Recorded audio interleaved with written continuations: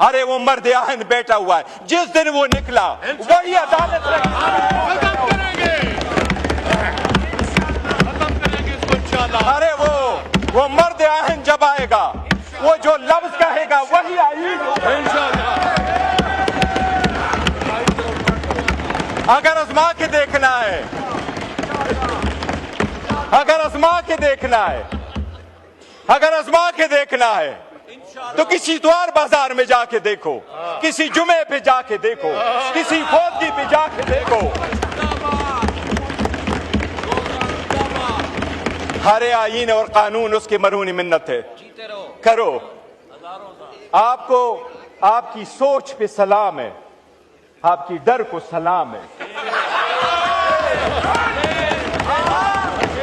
इतना डर, इतना भयानक डर, तौबा जी, कि वो दरवाजा ना खुले, कोई उससे मिले ना, मैसेज ना आए।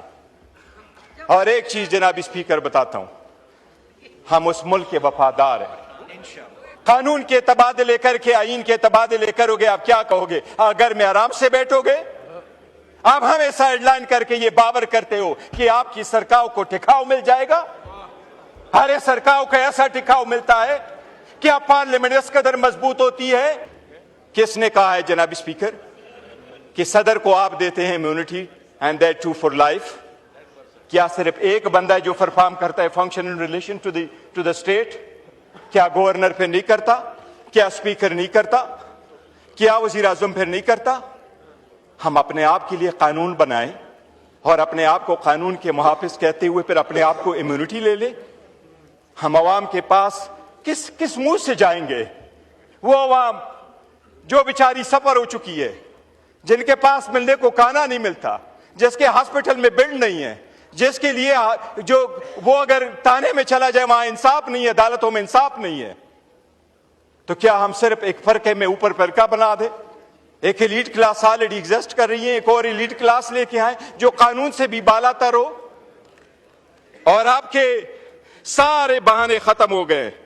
With all due respect law minister साहब, बहाने अब खत्म होने चाहिए। और बहाने ये थे कि जब हम पहली मर्तबा फेडरल कॉन्स्टिट्यूशनल कोड बनाने जा रहे थे तो आप लोगों ने हमें क्या कहा? आपने सुप्रीम कोर्ट की तादाद बढ़ाई, 16 जजेस थे, 33 जजेस पे लेके गए। आप 53 जजेस हाई कोर्ट और सुप्रीम कोर्टों में लेके आए।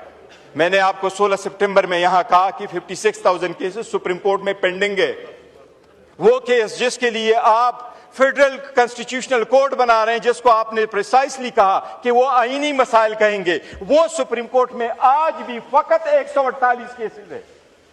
बाकी केसेस आर्टिकल 184 के नहीं है, वो आर्टिकल 199 के आईनी मुकासद नहीं है। अगर 141 केसेस के लिए आप कॉन्स्टिट्यूशनल अदालत बना रहे हैं, ये सब उसके लिए नहीं बना रहे हैं।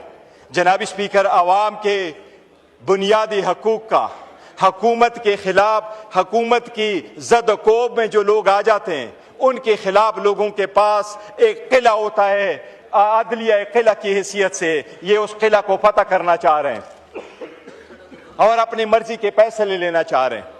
जनाब स्पीकर, मैं दो चीजों का बसद एहतराम अर्ज करूंगा। आज जब आपने तरमीम करने जा रहे हैं, आपने सेरेमोनियसली भी सुप्रीम कोर्ट को नहीं छोड़ा। आपने सुप्रीम कोर्ट ऑफ पाकिस्तान को खत्म किया, जो तो रहने दिया है, उसके हैसियत को आपने डिस्ट्रिक्ट कोर्ट के मुताबिक में किया। बस जनाब स्पीकर, मैं डायरेक्टली क्वेश्चन करूंगा लॉ मिनिस्टर साहब से कि आपने आर्टिकल 176 में तब्दीली क्यों की? आज के बाद पाकिस्तान से आपने हमेशा हमेशा के लिए चीफ जस्टिस ऑफ पाकिस्तान का टाइटल खत्म कर लिया। 100% आपने खत्म कर लिया। आर्टिकल 176 में तब्दीली करके आज के बाद चीफ जस्टिस ऑफ पाकिस्तान नहीं होगा, वो chief justice of supreme court होगा, दूसरा chief justice of federal constitutional court होगा। आइंदा पूरी दुनिया जब भी कोई आइन से रिलेटेड, लॉ से रिलेटेड, रूल ऑफ लॉ से रिलेटेड, आईनी अदालतों से रिलेटेड दुनिया में कभी कोई कन्वेंशन होगा, पाकिस्तान की नुमाइंदगी नहीं होगी, क्योंकि पाकिस्तान के साथ पाकिस्तान का चीफ जस्टिस नहीं रहा। इतना बड़ा जुल्म ना करो, वो वापस कर दो। आपने उसको डिस्ट्रिक्ट जज छोड़ दिया, लेकिन आपने सुप्रीम कोर्ट ऑफ पाकिस्तान, बताओ इस अदालत को कौन से आर्टिकल में जिसमें आपने ये रखा है ये कि there is a chief justice of Pakistan. Chief justice of Pakistan खत्म हो गया जनाब speaker, chief justice of supreme court रह गया। आपकी कौन नुमाइंदगी करेगा इंटरनेशनल वर्ल्ड में? जहां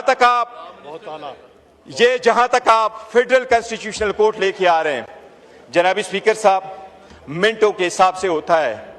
आप अगर chief justice federal constitutional court बनाने जा रहे हैं तो आपने प्रोवाइड किया कि प्राइम मिनिस्टर उसका पहला चीफ जस्टिस लगाएगा और प्राइम मिनिस्टर उनके जजेस लगाएगा, और वो जजेस 68 ईयर्स तक होंगे, unless and until they are 68 years old. अगर आप पहला बेच रखते हैं, सेकंड बेच कब आएगा? इसलिए आप पिक एंड चूज कर रहे हैं। ये प्रोसेस भी सरासर गलत है। जनाब स्पीकर, मैं एक अर्ज करूं आखिर में, और मैं ये अर्ज कर रहा हूं कि जमहूरियत के लिए आईन में तब्दीलियां कंसेंसस से की जाती हैं, और लोग ये यकीन करते हैं कि जब आप कंसेंसस के साथ तब्दीली करेंगे तो वो आवाम की बुनियादों को, जमहूरियत की बुनियाद को मजबूत करेगा। जनाब स्पीकर, उन्होंने डिवाइड प्रोवाइड किया। और एक चीज आपने लास्ट टाइम वज़ीर आज़म ने यह कहा था कि हमारे पास लोटों का वोट नहीं आया। मुबारक हो, कल आपने 2 लोटों के वोट से अपना तरमीम पास करवाया, वो भी 62। वो भी पकड़ने को फेस नहीं कर रहा, भाग गया है। वज़ीर आज़म ने लास्ट टाइम हमें कहा प्राउडली कि मेरे जो उन्होंने हमें वोट दिया है 5, उनको हमने निकाला है। उन्होंने कहा था वो लोटे नहीं थे। चलो, कल तो लोटों का वोट लिया। लोटों से बना हुआ तरमीम योराना आवाम की खिदमत नहीं कर सकेगा। ये बड़ी बदकिस्मती है। थैंक यू जनाब स्पीकर। जी, शाजिया मरी साहबा।